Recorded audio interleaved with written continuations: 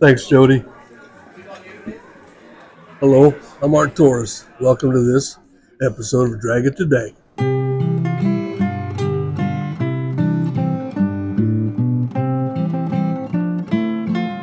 On this episode, we're going to be talking about this place here, known as the Desert Springs Bar and Grill, formerly known as the Sage and Sand, and maybe tomorrow they'll call it the Elephant Mountain Social Club.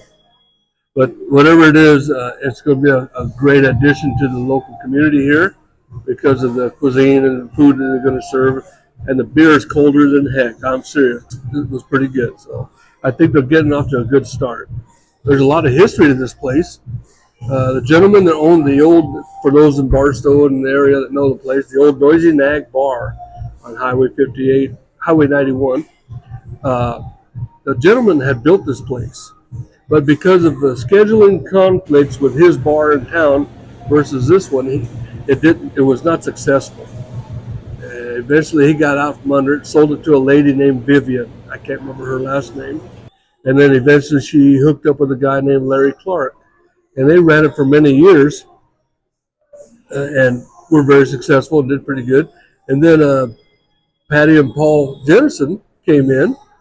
And he was a former Marine here, and anyway, they bought the place, and they were very successful. They did a lot of things. They built the RV park, the lake, and all the other things that you see out here. And then they retired. After that, they sold it to a guy named Ken, and I can't remember his wife's name. And they had it for a handful of years and did pretty good. Now we got new ownership, and I think they're going to be successful because they already got a good cuisine.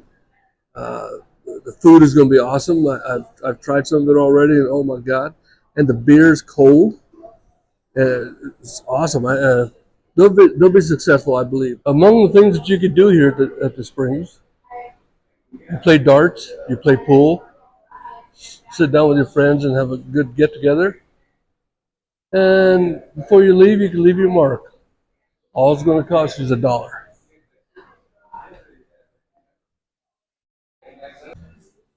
I got fond memories of this place.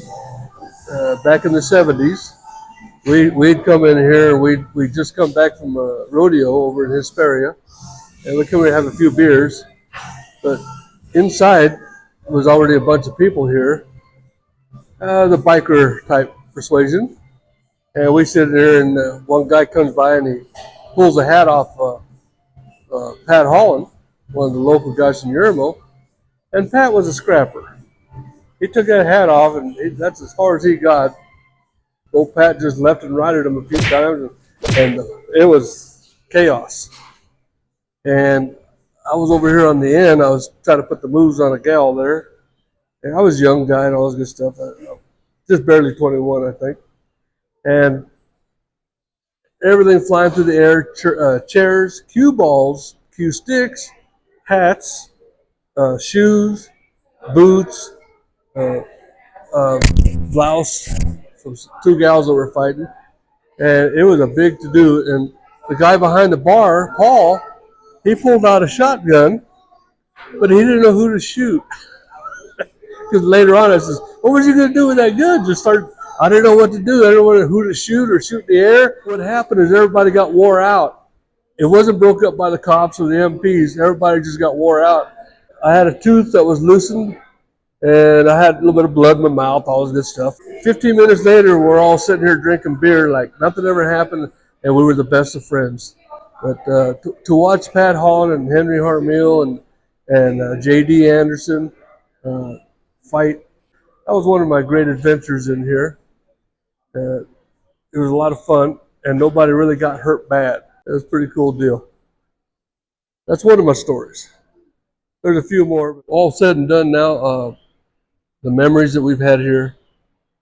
This place is basically surrounded by community, people, and events that have happened through the years. We've had weddings, we've had bands playing here, great bands, dances on Friday and Saturday night. We've had the Barstow Little League championship presentation because that year Daggett beat everybody in Barstow, and we won it. And they had all the kids got to go swim at the lake outside.